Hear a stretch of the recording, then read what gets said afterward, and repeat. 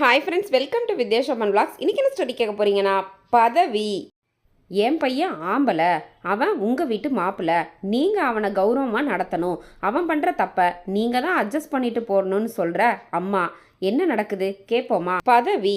கையடக்க தொலைபேசி ரொம்ப நேரமாகவே அடித்துக்கொண்டே இருக்கின்றது. இருந்தும் காலை பொழுதே அவனுக்கு ரொம்ப மன அழுத்தம் நிறைந்து நிம்மதியின்றி தான் விடிந்தது. அவன் நிம்மதியாய் தூங்கி 1 வருடத்திற்கும் மேலாகிவிட்டது.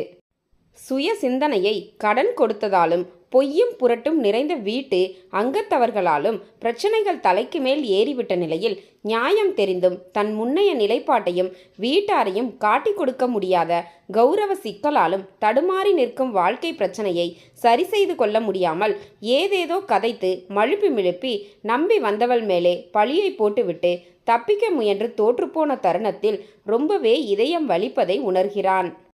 ஆமாம், காந்தன் பெற்றோர் பார்த்து வைத்த பெண்ணுக்கு சம்மதம் தெரிவித்து கொடுக்கல் வாங்கல் பேசி முடித்து திருமணத்திற்கு தயாராகி ஊருக்கும் உறவுகளுக்கும் தெரிய மாப்பிள்ளை கோலம் புகுந்து காயத்ரி என்ற பெண்ணை தாலி கட்டி தாரமாய் ஏற்று வாழ்க்கையை ஆரம்பித்தான்.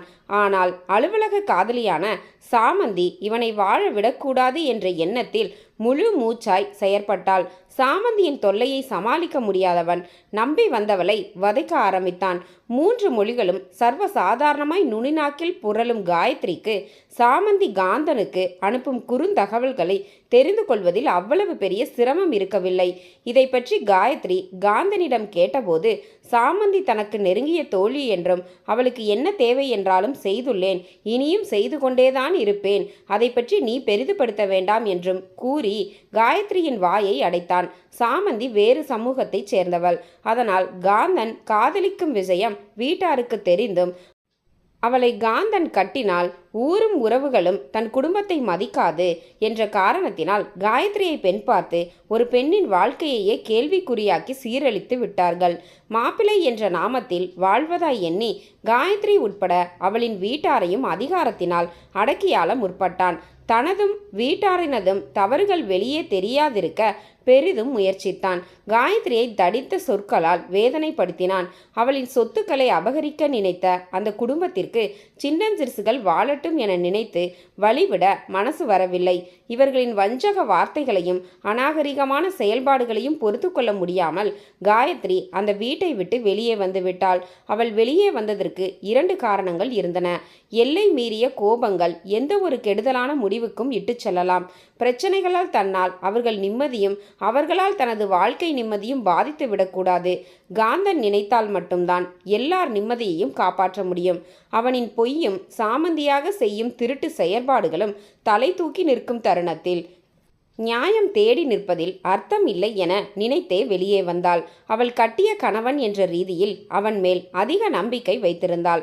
தன்னை ஏமாற்றவோ கைவிடவோ மாட்டான் என நினைத்த அவளது நம்பிக்கை பொய்யாய் போனது.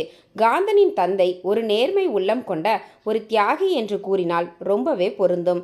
தனது பண தேவைக்காக மட்டுமின்றி தனது மனைவியான காந்தனின் தாயாரின் பொய் பித்தலாட்டம் காரணமாகவும் கணவரோடு ஒத்துழைத்து வாழ முடியாதவளை வெறுத்து ஒதுக்கிட முடியாமலும் நேர்மையான உள்ளத்தில் மனைவி பிள்ளைகளை கைவிட்டுவிட்டு ஓட மனசு வலித்ததன் காரணமாயும் குடும்பத்தை மரியாதையாய் வைத்திருக்க வேண்டும் என்பதற்காகவும் தனக்கு தானே பிரிவை ஏற்படுத்தி கொண்டு சுமார் 15 வருடங்களாக சவுதியில் தொழிலை தயார் செய்து கொண்டு போனவர் 2-3 வருடங்களுக்கு ஒரு முறை வீட்டுக்கு வந்து விட்டு செல்வார்.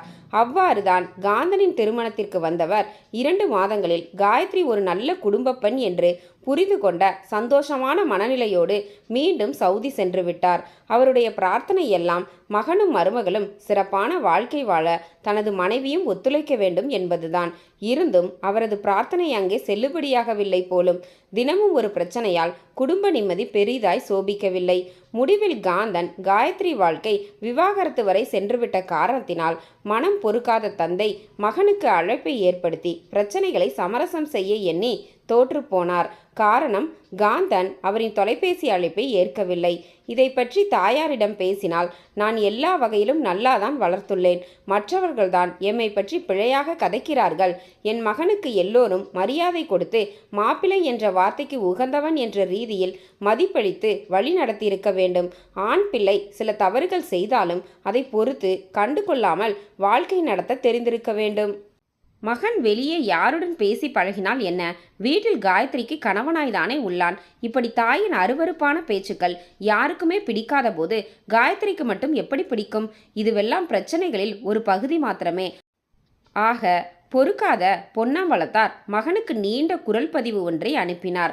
அதில் காந்தன், வீணே உன் வாழ்க்கையை முடித்து கொள்ளாதே. நீ பெண் பார்த்து விரும்பி ஏற்றுக்கொண்டவளை ஏமாற்றி விடாதே. உன் அம்மாவின் செயற்பாடுகள் உனக்கு நன்றாகவே தெரியும். மாப்பிள்ளை என்ற நாமம் பொருளினாலும் பணத்தினாலும் அலங்கரிக்க வேண்டிய பதவி அல்ல.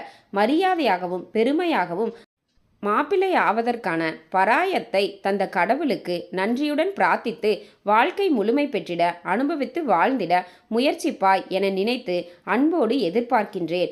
எத்தனை பேர் என்ன சொன்னால் உனக்கு என்ன? உன் நடத்தையில் பிழை இருப்பது உனக்கு தெரியும் தானே? அதை திருத்திக் கொண்டு உன் மனைவியிடம் மன்னிப்பை கேட்டுவிட்டு சேர்ந்து வாழுங்கள். விவாகரத்து ஒன்றும் விரும்பி தேவை என்று வாங்கிய பொருளை அழுக்குப்படுத்திய பின் வேண்டாம் என்று கொடுத்திட விலக்கி வாங்கிய பொருள் அல்ல. அதிலும் பெண் பாவம் பொல்லாதது. உன் 7 ஜென்மத்துக்கும் பாவப்பட்ட வாழ்க்கை வாழ்ந்திட அத்திவாரமாய் அமைந்திடும். நீ ஒருவன் நினைத்தால் மட்டும்தான் வாழ முடியும். இதற்கு யாரையும் கூட்டு சேர்க்காதே. மாப்பிள்ளை என்ற வார்த்தையை பதவி எனும் மோகத்தில் பார்க்காதே. மாப்பிள்ளை என்ற வார்த்தையை அன்பு, ஆசை, பாசம், ஆதரவு, பொறுப்பு, கருணை, நம்பிக்கை, நேர்மை போன்றவற்றில் நுழைத்து வாழ்ந்திடு. நேர்மையற்ற இடத்தில்தான் மன்னிப்புக்கு இடம் இருக்காது.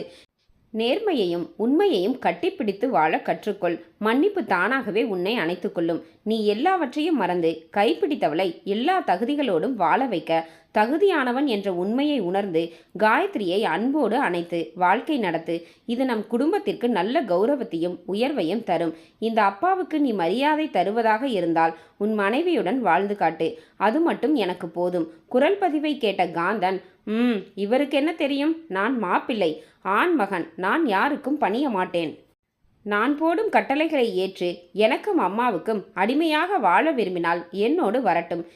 இல்லாவிட்டால் எனக்கும் இது ஒரு பெரிய பிரச்சனை இல்லை என்று கூறிக்கொண்டே விவாகரத்து பேப்பரில் கையொப்பமிட தயாராக பேனாவை கையில் எடுத்தான் காந்தன்.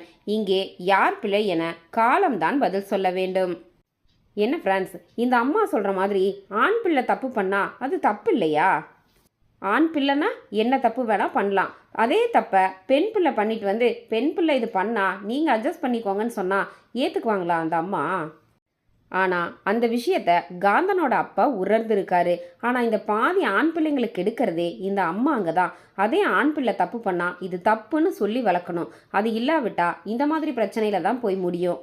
திருப்பி இவனை மன்னிச்சு காயத்ரி இவன் கூட வந்து வாழ்கிறதுக்கு வாழாமையே இருந்துக்கலாம். அந்த வாழ்க்கை தேவையே இல்லை. என்ன ஃப்ரெண்ட்ஸ் நான் சொல்கிறது? உங்களுக்கு என்ன தோணுது? கமெண்ட்ஸில் சொல்லுங்கள். அப்படியே இந்த கதை பிடிச்சிருந்தா மறக்காமல் நம்ம சேனலை சப்ஸ்கிரைப் பண்ணுங்கள். ரொம்ப பிடிச்சிருந்தா லைக் பண்ணுங்கள், ஷேர் பண்ணுங்கள், கமெண்ட் பண்ணுங்கள்.